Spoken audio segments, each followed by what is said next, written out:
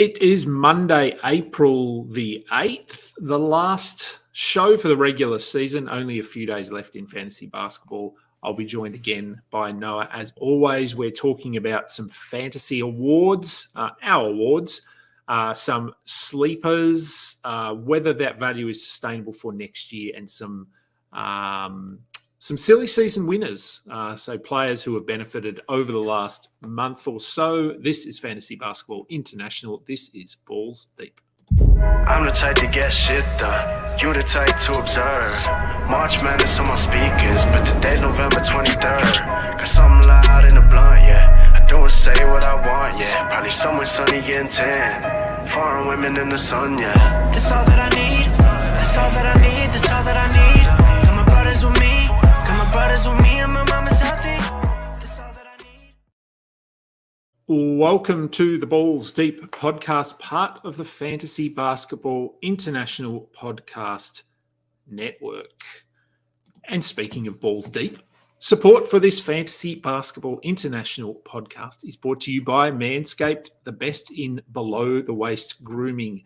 Shaving your jewels doesn't have to be risky business anymore thanks to the Lawnmower 5.0 Ultra. This trimmer is all about keeping things smooth and safe so you can trim with confidence. Treat your wrinkleberries and join the 10 million people worldwide who trust Manscaped by going to manscaped.com to get 20% off plus free shipping with code FBI. With Manscaped, it's easy grooming, no surprises. I'm going to bring Noah in because he is a Manscaped man. I know you've been using it. I listened to your intro the other day. I had my first go of it last night.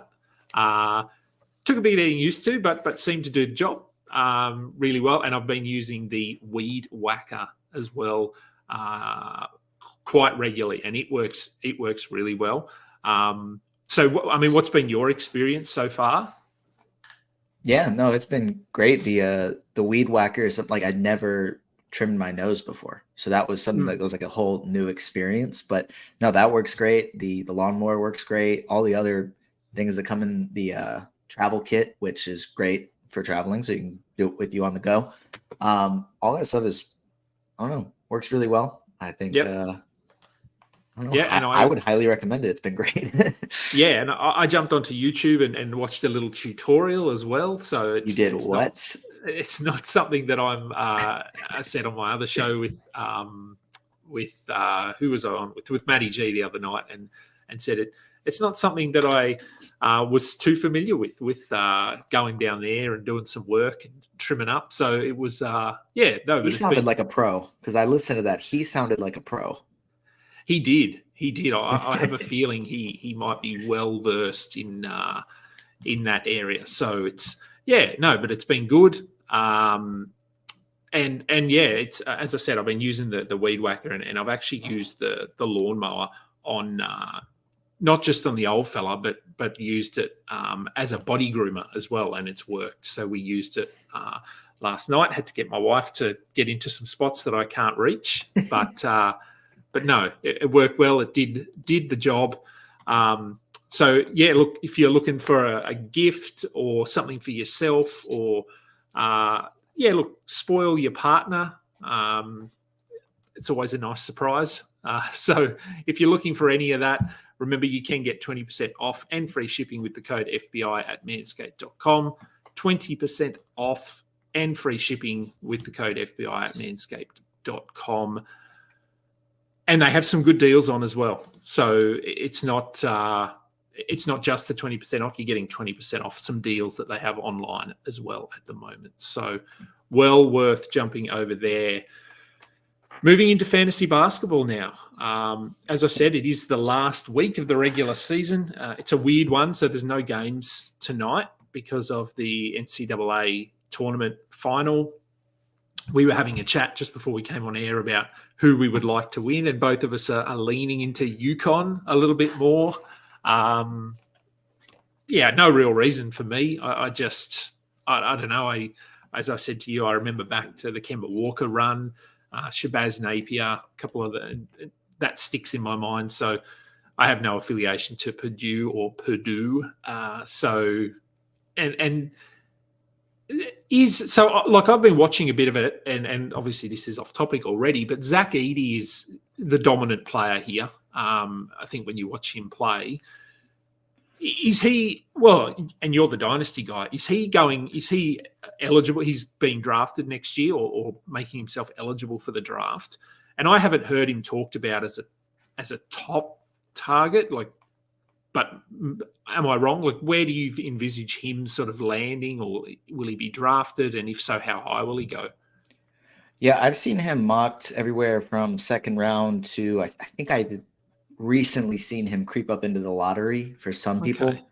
I think probably like a late first round, like pretty much in the middle of that, because he has played really well last 2 years at least. I haven't really followed him that closely past that. He's 7'4", massive, and like the stats are there. Like, he's dominated college basketball. So I think a couple of the question marks is normally you'd see someone like that and say, okay, like, why isn't he being drafted higher if he's playing well? But he's about to turn 22, or he will be 22 shortly after the draft. I don't remember exactly when his birthday is, so maybe he'll be 22 before the draft. So he's a little bit of an older prospect.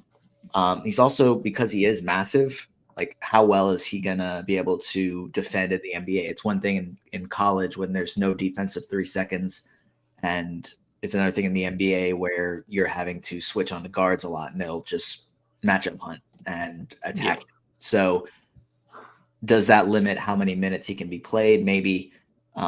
But I think he can definitely find a role with an NBA team, whether it's like just as like a backup center that comes in and plays 15 minutes per game. Like, in this draft, because it is a quote unquote weaker class, like, you may not be looking for the guy that's going to turn your team around, but you may be looking for somebody that can fill a role.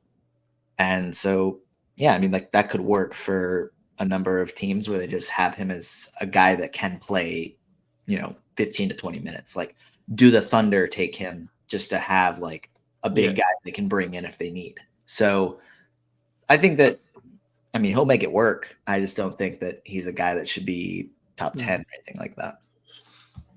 Yeah, it'll be interesting. And we've got, what have we got? 2 months, 2 and a bit months till the draft. So we'll find out.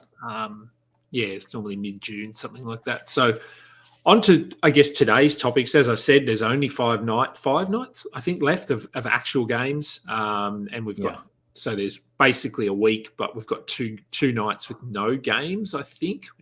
Weird. 15 games on the last night. And then we move straight into the play-in tournament.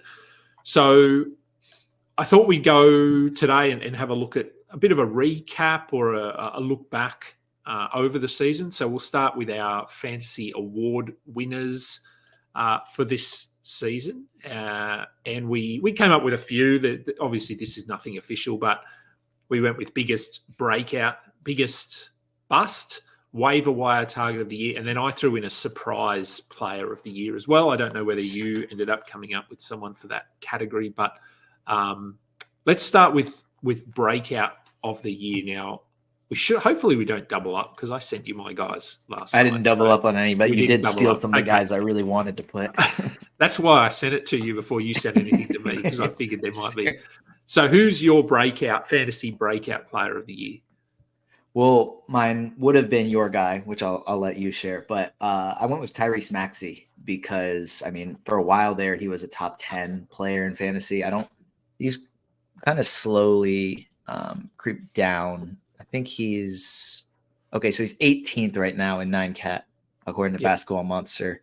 I remember specifically he was averaging like a block per game earlier in the season, which inflated his value a little bit. And I was like, that's not going to stick. But still, top 20. All it took was kind of taking Harden out of the equation and letting Tyrese Maxey take over as the full-time point guard, and it's really done wonders for his value. Obviously, I think having Kyle Lowry in the starting lineup, changes up his role a little bit, but hasn't really impacted his numbers much, and he's coming off a 52-point game, so that's pretty good. I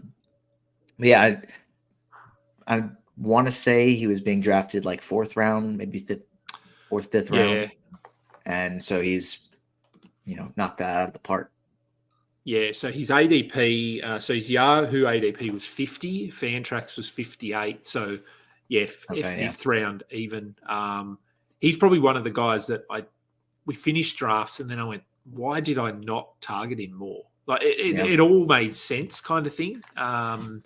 Obviously, having Embiid there, I guess maybe we were a bit hesitant on, well, he's going to be the second option, but I'd argue he's option 1A at times, even when Embiid's on the floor. So, look, he's been amazing. And next season, I think he goes probably second round. I'd say latest would be third, but yeah, probably early third, late second. I think you could definitely make a case for him, but I think mid-20s he'll sort of go. Like I think back end of the second, early third. I don't know. I feel like just those players that can score and get assists get a slight bump, because assists are really hard to get later in drafts and points are really hard to get. So he fits both of those categories. We'll see. My guy that I went with, as you said, the guy that you would have gone with, and the guy I thought you probably would have gone with, was Jalen Johnson. Look, we were all relatively high on him. We thought he would have a role this season. His preseason was good. We saw glimpses last season. His specific role was probably the question mark, and what caused him to fall a little bit in drafts, just because we weren't sure coming into opening night how many minutes is he going to get. 20 minutes? Is he going to get 30 minutes? He came off the bench in the first couple of games of the season, and then was basically starting from then. So it only took them a game or two to figure out he needs to be starting over Sadiq Bey, over DeAndre Hunter, and obviously they have to start one of those guys to fill the other wing spot. But yeah, look, he's been far better than advertised, I think. I want to say I had him in the 80s or 70s in my projections coming into the season. And he is, where are we? I think he's in the 40s, isn't he? 45th in 9 category leagues. And his ADP, Yahoo was 102, Fantrax was 155.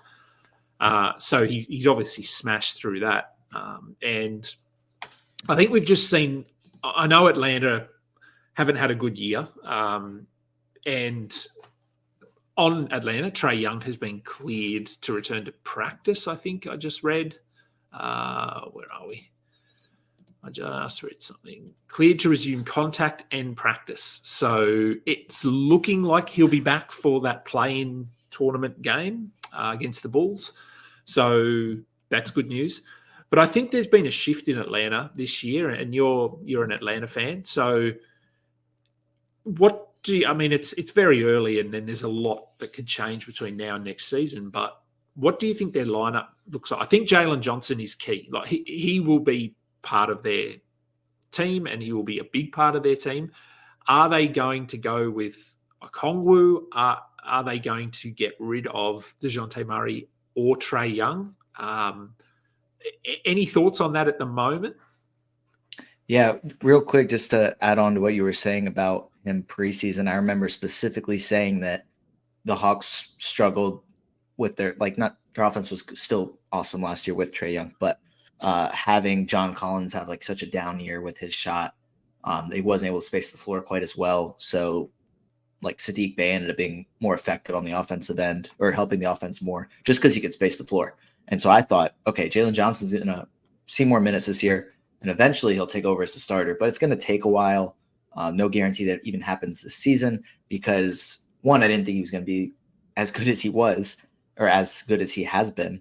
And two, I didn't think the shot was really going to be there, but he's been 35% three-point shooter this year after shooting 28.8% the year before, and also just been more willing to shoot them. There was, a game a little less than a month ago, he shot 11 threes, and it was like, you never would have imagined him shooting that many threes with how he played in college or his first 2 years in the NBA and in the G League. So it's just been quite the breakout. But as far as next season, I would say that he is the only player that I'm 100% confident will be starting for the Hawks next year, because they could decide to trade Trae Young or DeJounte Murray. They could decide to keep both, but they could decide to trade either one, because DeJounte has played really well as the guy. And it's like, okay, you can probably get more back for Trae Young, but at the same time, Trae Young is your franchise player right now. So, and then I would assume it's a Kongwu, but it could still be Capella. That one's like, I think it should have been a Kongwu. Like, you could be saying that for each of like the past 3 seasons, but could have actually happened. And then is DeAndre Hunter more of a trade piece than a piece they want to continue to build around? I think he has been playing really well. And if you look, there was a stat that I think in the 2 games that Lucas played against Atlanta this year, he had like 2. Oh gosh, it was like a certain amount of quarters. Like he had like 2 scoreless quarters or something, and then he had like, because he still had the 73-point game against the Hawks. So it was like, but he still had 2 scoreless quarters, and it was just when DeAndre Hunter was guarding him. Like he's obviously a really, really good defensive player, not as good for fantasy. But yeah, I mean, you could argue that it's Jalen Johnson is the only safe option, and then one of Trae or DeJounte should be there. But yeah, it's going to be an interesting summer. It will, yeah, because I feel like they're a team that expectations usually outweigh what they do on the court. Like you look at their team, you look at what they could be doing. They had that really deep playoff run a few years ago, which I think surprised a few people, and that probably lifted the bar. And since then, they really haven't done anything. So, it's going to be interesting to see what they do with their roster. Onto our bust of the season. Look, I'll go first on this one because maybe I took your guy on this. I don't know who you had. I went with Mikal Bridges. Oh, yes, you did take my guy. I did take your guy. Okay, so I went with Mikal Bridges, and look, I mean, he wasn't someone I had anywhere this season because he was going too high for me.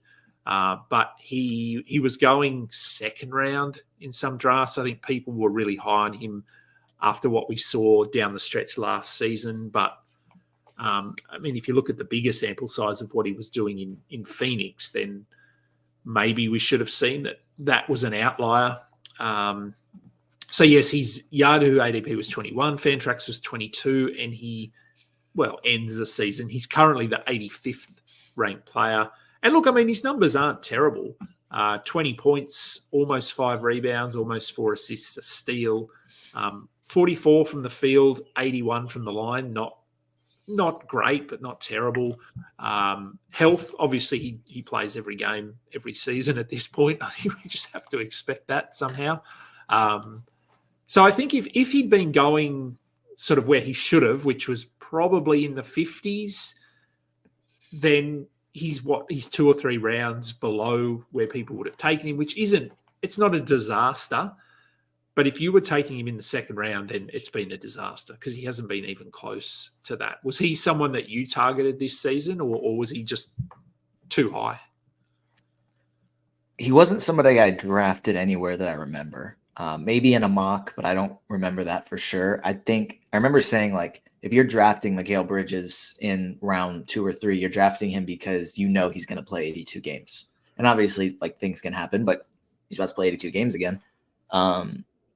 But that's kind of where you're getting the value. But his season has been worse than I expected it to be. I expected, still 3rd or 4th round per game value. And then because he's playing 82 games, he's better in Roto and just being available, considering the amount of stars that have had availability issues over the past few years. That was supposed to be a bigger edge, but it just didn't end up being one at all because Kawhi, Paul George, Kevin Durant, Anthony Davis have been able to play in a ton of games. Like, if Anthony Davis plays in their last 3 games, actually, I think he only needs to play in 1 more to tie his career high for games played and 2 more to break it. So, like, even if we were expecting or like hoping Anthony Davis played more games, were we expecting a career high in games played? Like, probably not. So it's factors like that I think have also contributed to Bridges being kind of a bust this year because 1, the numbers haven't been there, and 2, the availability hasn't been quite the edge that it has been in previous years. Yeah, and I think just a little side note, you mentioned Anthony Davis there, and people, I think if you talk to most fantasy people, they would say, Anthony Davis, he gets injured, he doesn't play games. Nikola Jokic, he's always healthy, never misses games. There's 1 game difference. So Jokic has played 75, Anthony Davis has played 74. I think I'm right there. Yeah, you are. So, yeah, it's going to be interesting to see where Anthony Davis goes in drafts next year. Are people ready to let go of this narrative that he always gets injured, because I think he could be awesome next season, because I think LeBron could miss more games next year. And Anthony Davis, I think it's his team in some respects now, and they need him to be healthy and to be playing his best. So yeah, anyway. I remember in the mock I did, it was a live draft mock. I picked Anthony Davis 16th, and they tried to clown me on the show. And I was like, no, like, I'm fine taking him at 16. Like, I'm not going to take him first round, but like 16 is pretty good value for a guy that's top 5 and per game pretty consistently. Like, maybe he'll play 60 games. That'll be a great pick. And now he's about to play 77. So yeah. I remember having to defend him there. But it worked out. It did. It was just a mock, unfortunately. But your bust. So I took Mikal Bridges from you. So who have you gone with? I went with Darius Garland, and obviously part of this has been some injuries that he's dealt with, but he ranks 102nd in 9K, and he's had a couple of good games recently, like literally the last 2 games in Cleveland, against the LA teams. Averaged 27 points, 5 assists, 5 steals, and 4 threes between the 2 games. Like, played really well in those, but for the most part, it's been a pretty bad season. After he finished 48th last year and 37th the year before, the points are down, the assists are down, the turnovers are up from last year, the field goal percentage is down, the free throw percentage is down, like, just not as good as he was. And we expected him to like see a dip in numbers from 2 years ago to last year when they added Donovan Mitchell, but it really didn't impact his numbers quite that much. Like, it was pretty similar to the year before. But then it kind of dipped a good bit this year, which I think partially like those injuries were a factor. He missed, he played December 14th and then was out until January 31st. So that obviously throws off his rhythm a little bit. Was on a minutes restriction to try and get back. But yeah, just kind of a disappointing season for him, even if, it hasn't been that disappointing of a year for Cleveland. Yeah, he has been. I had him in a keeper league, and it was one of the leagues that I wasn't as successful in this year, and he was part of the reason. Few injuries, production was down. I still, he's only 23 or 24 or something. Yeah. He's still very young. So I think there's still a lot of scope for him here to turn himself into an elite point guard. And as you said, the last 2 games have been really encouraging. So, I wouldn't be too down on him, but in terms of this season, it has been pretty underwhelming. Waiver wire pickup of the year. Now, do you have one of these? I do. Yeah, I have all the awards, but for the waiver wire, I went with Grayson Allen, who, where is he in 9Cat? I want to say in the 50s, 57, but also look right behind Ja Morant, a little bit behind Javonte Green, so maybe like 55-ish if we talk about qualifying players. Yeah. Huge surprise. I think he was pretty not fantasy relevant with Milwaukee unless you were really desperate for some threes. But he's been a consistent starter for the Suns, played in a ton of games, had multiple games where he hit 9 threes. Most of the value is coming from the threes, but shot the ball pretty well, just over 50% for a guy that's shooting as many threes as he is. That's pretty good too. So, yeah, it's pretty self-explanatory there. There's nothing too exciting other than him hitting a bunch of threes in a bunch of games. Yeah, and I think, obviously there's a narrative a bit around Grayson Allen. A lot of people don't like him and his style of play and some things he's done in the past, but I think he has been really good this year. He's just been someone you can basically plug into your lineup and forget about him. He's been consistent, has been dropped a few times. I think, though, I would say in everyone's league, he's potentially popped up on waivers. He kept me alive in industry pickup for a little bit. He was playing well. Yeah. So I went with, let me just double check. Oh, I've got a cat on my lap. I went with Bogdan Bogdanovic, who, in terms of ranking, very close. I think they're basically next to each other. And I mean, not as surprising, I don't think, as Grayson Allen, because this has sort of come out of nowhere for Grayson Allen. We thought he'll have a role, but he'll just be hitting threes like a Malik Beasley kind of thing. But he's just been so consistent and efficient. Bogdan Bogdanovic has been sort of a 12-team guy for the last few years, but people just sort of thought, he is who he is. Atlanta aren't going to sort of prioritize him, and he has benefited from some injuries to players and allowed him to play probably a few extra minutes, but he's basically had his best season ever. And I just didn't see it coming. I managed to grab him off waivers in 2 leagues that I won. Almost, I think it was the first or second night of the season. I just picked him up because I moved one of my drafted players into an IR spot, grabbed Bogdan because I thought he's going to play decent minutes. He can score, he can get some assists, but he's been so good. He's been a top 60 player. If you were lucky enough to get him, you've probably just ridden him the whole way, I would assume. Were you able to pick him up anywhere? I think the only league I had him in was my dynasty league. So no, I didn't really have him any redraft leagues. Okay. So no, he's been great. Did you come up with a surprise player of the year or not? I did. And just adding in one thing on Bogey, I was trying to confirm this before I said it, but I'm fairly certain that this was like the first year that he was able to come into the season healthy, I think, since he joined the Hawks, because he's had either some sort of off-season surgery or came in with some other knee issue the last 3 seasons. But this year he came in healthy. So that was like huge for him to be able to start off strong. And I think his fantasy value was a little higher earlier in the season because he was getting, I guess, an unsustainable amount of steals. I want to say it was like closer to 2 steals per game earlier in the season. Now it's kind of regulated itself down to 1.2. But my surprise player of the year was Derek White, who I was all over before they traded for Drew Holiday. And then I was kind of like, you know what? It was because I thought he was like their starter point guard. Like, you remember this. Yeah. And then they traded for Drew Holiday. I was like, okay, like he's going to shift to shooting guard. The playmaking opportunities are going to be even less. I just don't see him like really popping like that. And then he ended up being better than what I expected him to be when he was going to be starting at point guard because he just like simply improved. So did not expect this type of production from him at all. I remember saying like, I think he could be top 50 and in 9 cat value.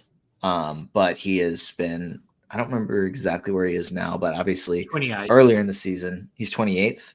Yeah. Yeah. So earlier in the season, he was like, wasn't he like top? I don't want to say if it's that outlandish. I want to say he was like close to top 10 for a while. And then it's like slowly dipped down, but he was at least early 2nd round value.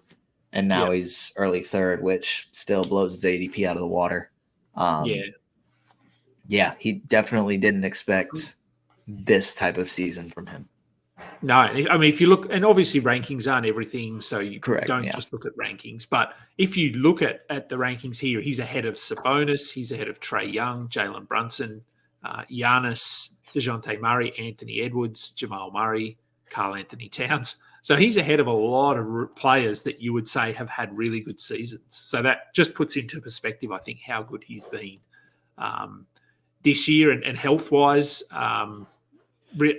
The last, obviously, couple of weeks have been interesting in Boston because they're resting guys and that sort of thing. But he's at 71 games, which is above average. So, he's been fantastic. I had Dante DiVincenzo, who has benefited, obviously, from injuries to a few players, but he was playing a decent role even when the Knicks were fully healthy. But since the OG injury and since the Randall injury, and I think you could even argue since Mitch Robinson went down, they went smaller at times. And DiVincenzo, I picked him up in a couple of leagues, and you basically just roll with him. He's been, where is he? So he's the 64th ranked player for the season. He's upped his scoring. I think we knew sort of he had he had a good fantasy game in him. We've seen it in the past in limited roles. He's got good upside on the defensive end. He hits threes, good from the free throw line. But I didn't see this coming. If we look at, as I said, 64th for the season, but if you narrow that down to last 3 months, last 2 months, he's inside the top 40. If you look at all the rankings for the last 3 months, 2 months, month, 2 weeks, all of that on Basketball Monster. The steals are there. He's upped his scoring. As I said, he's close to 20 points a game over the last few months. Efficiency, bit up and down, but you don't care when you're getting those numbers from him. So he is my surprise player of the year. I'm just going to throw up this question quickly from Matt Carmody. I know Matt's in Ireland. He's always watching along. Hey, guys, who do you like better this week for head-to-head ESPN Points League, Chimezie Metu or Grant Williams? It is silly season. It is. I had I wrote an article for Roto Wire. Would have come out earlier today on sit-start players for the final week. Chimezie Metu was one of my starting players. I picked him up in one of my Roto leagues last week. Grant Williams has been starting, though. I don't know whether that's going to stick for the remainder of the season, but he has been playing big minutes. I don't know. This is a close one. Is there a preference for you? I was just looking real quick, because Grant Williams has been starting, and even with Nick Richards back, he still started in their last game, which I thought that he was going to go back to the bench once Nick Richards returned. But if they keep rolling with Grant Williams, then let me see, because I'm trying to see if there's any sort of advantage. Charlotte plays 4 games. They play Tuesday, Wednesday, Friday, Sunday. Yeah, and Detroit have 4 too, I think. They do. Most teams probably do have 4 games this week. Yeah. Okay. So no most advantage do. there. I think there's only 6 teams with 3. Okay. I'm going to say Grant Williams because I think what he's doing is a little bit more sustainable. Chimezie Metu's, last 3 games, 3 steals, 4 steals, 5 steals. Not confident that those numbers will stick. And he did have 28 points in their last game, but I don't know. I feel more confident in Grant Williams than I do in Chimezie Metu. Yeah, and look, you could go with Grant Williams. As you said, they played Tuesday, Wednesday. No games tonight, as we said. They played Tuesday, True. Wednesday. Detroit played Tuesday, but not Wednesday. But they then have the back-to-back Thursday, Friday. So you could get 5 games out of them here. Yeah. If you play Grant Williams for 2 games, then drop him and pick up Metu, and then you get 3 games in 4 nights. So if roll with Grant Williams because he has the back-to-back, and if he does nothing, if he gets injured, if they rest him, whatever, just drop him and see if you can snap up Metu before that back-to-back that they play. Yeah. So they were our award winners. Now I'm just having a look at time because I do have to go to work. So we've got 2 more topics, and I doubt we're going to get through both because we both like to talk. So we can go with some very early sleepers. Although you mentioned that you had, I do have a few. So we could go with sleepers, or we can go with guys that have been our silly season winners thus far, and whether we think that the value that they're putting up or is sustainable next year, or are they players that we're going to be drafting next year? So I'll let you decide. Do we want to go sleepers or do we want to go silly season? Let's go sleepers. That's more fun. Okay. All right. We'll go with sleepers and we'll do our silly season next week. The season will be done next week. So yeah. Yeah. Okay. That makes sense. Let's go with sleepers. All right. So who's your first sleeper? My first sleeper is, and granted, these are very early, very deep sleepers, Kobe Buffkin, because I think, as we kind of talked about earlier, that there's a chance that the Hawks move off of Trae Young and or DeJounte Murray, and then they're going to need another point guard. I think that he's shown a good bit in short stints this season, and he could be a guy that comes in and plays 20 to 25 minutes per game next year. off the bench, gets some assists, some steals, some threes. We've seen them have a number of success stories with their G League team as like a developmental kind of team. Like obviously Jalen Johnson is the number one product of that, but Vít Krejci, goodness, I should have double checked that before throwing his name out. Has also like just kind of like he was on a two-way, or still is on a two-way. Was on the Hawks last year, got cut, got brought back. Never really did anything on the floor, but he's kind of stepped into some starter minutes for a nice stretch of games there and was just playing really well, really solid. So I think Kobe Buffkin spending a lot of time in the G League is going to do good things for his development. I think next year is going to be kind of a stepping stone year before he takes on an even larger role year 3. But I could see him getting 20 to 25 minutes per game off the bench. Yeah. Yeah, and he's someone that we've been talking about, I think for a little bit, Buffkin, but hasn't had that role. So, certainly someone to keep an eye on. I'm going to go with, where are we? Where's my list? And look, I mean, this guy probably not as much of a sleeper as he would have been a month ago even. Trace Jackson-Davis in Golden State has started the last 2-ish weeks. Doesn't score a ton, but he's very efficient because he's just getting a lot of dunks and rim running, but very good defensively. Clearly the best center option in Golden State at the moment. So this is obviously based on what their roster looks like at the moment. They could certainly bring in a center, but based on what we're seeing at the moment, I just think he has to be drafted next season.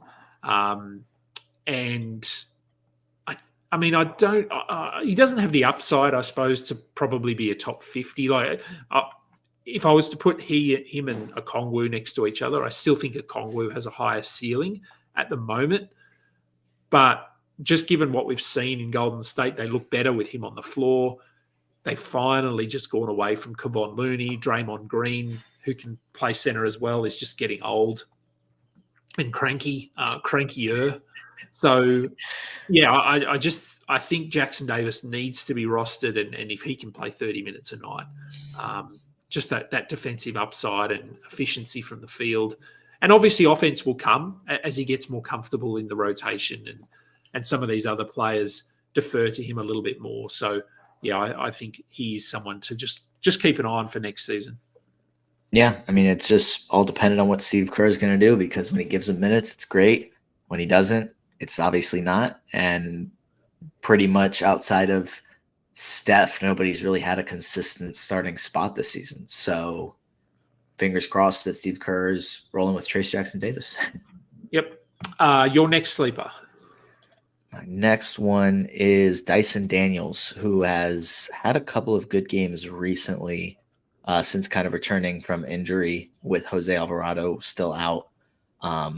Obviously, I like kind of a guy that a lot of, I think, dynasty people love his long-term upside, really good defensive upside. He's played 5 games since returning from, I believe it was knee surgery, 9 total steals, like 4 games with 2, 1 game with 1, and then this 1 game that he had 1 steal. He also had a block, so at least 2 defensive numbers, pretty decent rebounds, a couple of threes. I think that the minutes have been inflated a little bit, but he's a guy that I think will eventually be a starter for the Pelicans, just depending on what CJ McCollum is and how much longer he's going to be there, because he's obviously aging.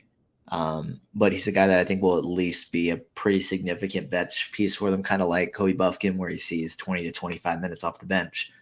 And a lot of his value will come from the steals.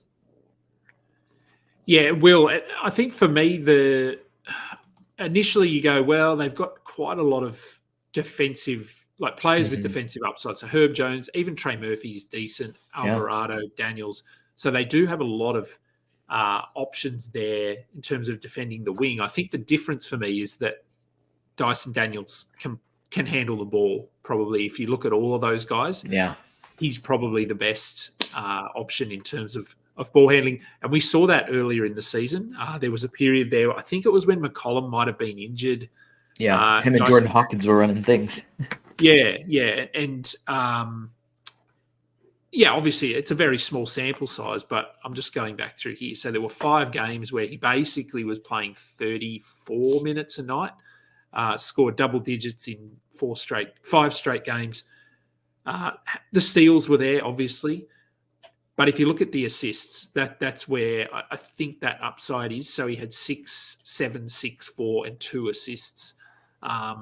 Decent rebounder as well. He's Australian, so I'm always going to vouch for him and hope that he can turn into something significant. So, yeah, I do like Dyson Daniels. If there's a clearer path to minutes, I think at the moment there's a bit of a logjam there, so we're not exactly sure, but things might clear up a little bit.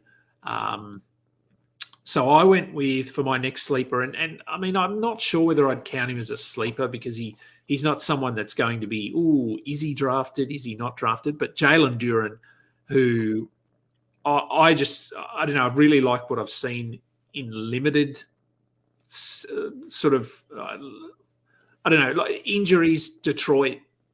I still don't know how good Detroit are going to be next year. I want to think that they're going to be better. But I think Duren could be a top 30 player next season. I don't know, what is he this season? I should have looked at that. So he's 76. 76, 77, cool. Yeah, on the season. Only played 59 games. He's basically a walking double-double, so you can rely on him for sort of 15 points, 11, 12 rebounds.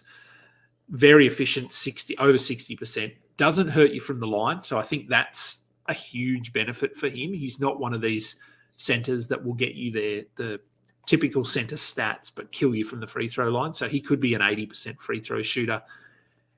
And as soon as he figures out the defensive stuff, I think he can be. I think his ranking could jump easily just by going from 0.8 blocks to 1.3 blocks with some. And to do that, I feel like he just needs to be spending time on the court, playing alongside Cade Cunningham and Jaden Ivey, whoever they view as their long-term pieces. But I just think there's a fairly easy path here for Duren to go from being a top 80 player to a top 40 player. And yeah, I think if he's available in this vicinity next year, in the sort of the 6th, 7th round, I think you have to snap him up, and that there's scope there for him to easily break through and be a top 50, top 40 player. Yeah, I think there's a path for, because I think there's a chance that he's competing for the league leader in rebounds per game next year. I mean, he's shown that a good bit this year. And obviously the field goal percentage is good. The free throw percentage isn't quite as bad, but he doesn't get quite as many blocks as maybe some other centers that are drafted in the same range as him will. I don't think I'm quite as optimistic about him making that leap, but I see that it could happen. See how it could, and he's 20. He hasn't turned 21. Yeah, young. We were talking about he's freaking young. We were talking about Zach Edey before. Yes, he's older than Jalen Duren. He's 2 years younger than Zach Edey. Yeah, and it'll be his 3rd season in the NBA. So, still super young. So I think that's definitely on his side as well. Let's go with, you got one more? I can have one more. I think I have 2 if needed, but my one, if I have to choose, is going to be Bilal Coulibaly.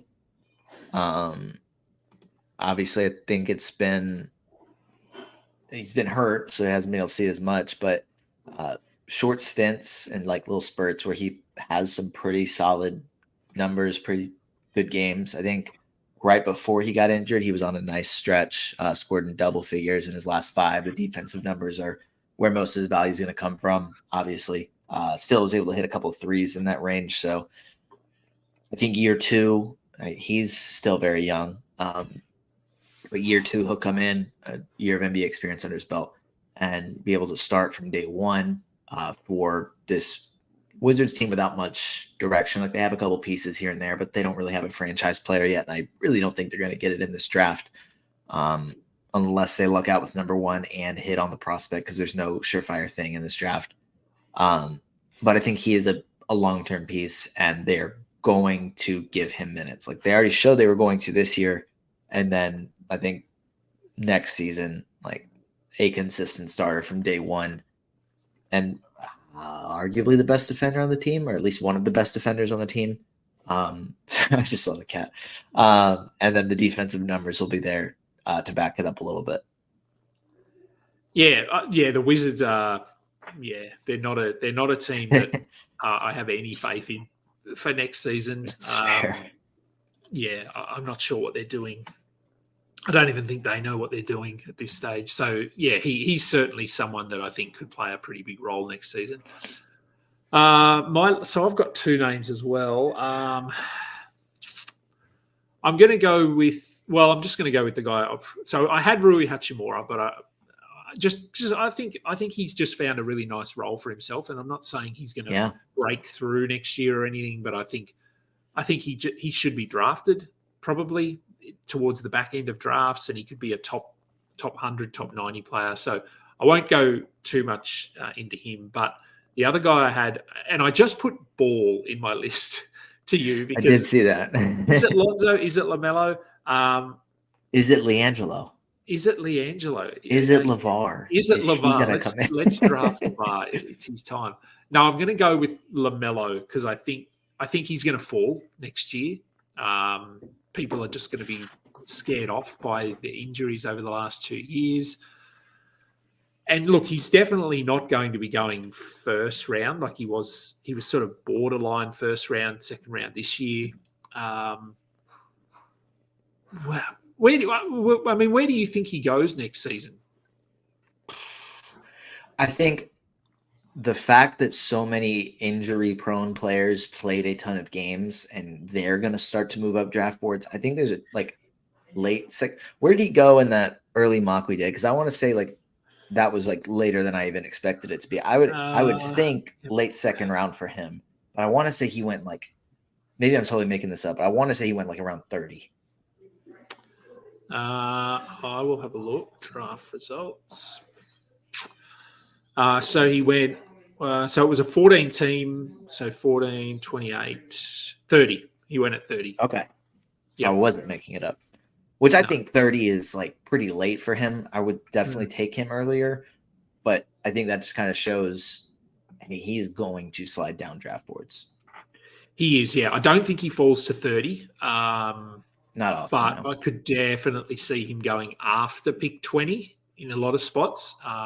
And yeah, I think I'd probably be willing to. I don't know. It's going to be funny. I think it will depend on your managers, the managers in your league and their mindset, and are they prepared to take a risk with their second round pick? I think anyone who took him this year probably won't draft him because they're just going to be burned by him and say, oh, I'm never drafting him again. But people are going to luck out. There's going to be a season where he's drafted at pick 23 and he ends up being the 7th ranked player or something like that. So could be next season. Again, speaking of teams with not a lot of direction, Charlotte are probably one of those. So, yeah, look, I mean, if he has a healthy preseason, there's no word of any recurring injuries. The ankles are fine. He's working out with the team. Then he probably goes up a little bit as we get closer to the season. But any word of a re-injury or an aggravation or anything like that probably bumps him down as well. So I think he's he's just in that position at the moment where we don't really know. But I feel like he could be a value pick if he's available close to pick 30. I'd certainly consider him there. And that'll do it. I'm going to go to work. I'm going to let you do whatever you have to do at 5:30 on a Monday afternoon. Tank Me Later, you had a show come out, a few days ago, I think it was, talking Dynasty. What have you got planned for the next month, 2 months? Yeah, I finally got back to doing episodes. I was trying to wait until after the season, but getting a couple in before the season ends was good too. Planning to do one more this week, and then hopefully it's going to be consistently one a week, and then more. That I'm still trying to decide exactly what I'm going to do, but definitely going to start recapping some teams and just going through team by team, talking about individual players, what to expect from them in Dynasty, having guests on like I did last year. And then we've also started doing a dynasty mock draft with some analysts. We are on, it's only 10 teams, but we are on round 6. So hopefully going to be able to talk about that here when I do an episode later this week. And yeah, should just be a good bit of team recaps, player breakdowns, and then a ton of draft content as well as we get prepped for that. Just doing short little episodes that just kind of break down players in like 10 minutes so that managers kind of know what to expect heading into draft night, and then see how they fit with the teams that take them, and then decide, hey, do I want to take them in my rookie draft? So that's the idea behind that, and that will start after the regular season ends. Very good. We'll continue this show. There's always stuff to talk about. There'll be playoffs happening. So we'll have plenty to talk about. I'll have some analyst interviews coming out at some point. I think I tweeted out yesterday or the day before about you can go back and check out the old ones from last season. There were 20, I think, from memory. So you can go and check those out. You were one of the people that I interviewed last season. And I've got about another 10 or 12 confirmed for this series, and 3 or 4 I'm just waiting to hear from. So they should be good. Our playoff leagues are up and running, so there's plenty of those available. If you jump into our Discord server, the link, if you're not in our Discord server, the link is in the show description. So jump in there, and there's plenty of playoff leagues. And then the draft only leagues will start in June. So as soon as the regular season is done, we'll be drafting for next season. One of the draft only leagues that I won this year, we did the draft, I think it was on June the 24th or something last year. So totally forgot about the team until the end of the season when I got a notification saying, hey, you won. So that was good. So yeah, if you're looking to just start drafting and getting a bit of a feel for where players are going and that sort of thing, that they're always fun. So plenty of content, plenty of stuff still coming out over the next few months. Remember to give us a thumbs up, like and subscribe to our YouTube channel. We're on Google Podcasts, Apple Podcasts, Spotify, anywhere else that you get podcast content. Thank you for jumping on. As always, we'll be back next week. Until next time, catch up.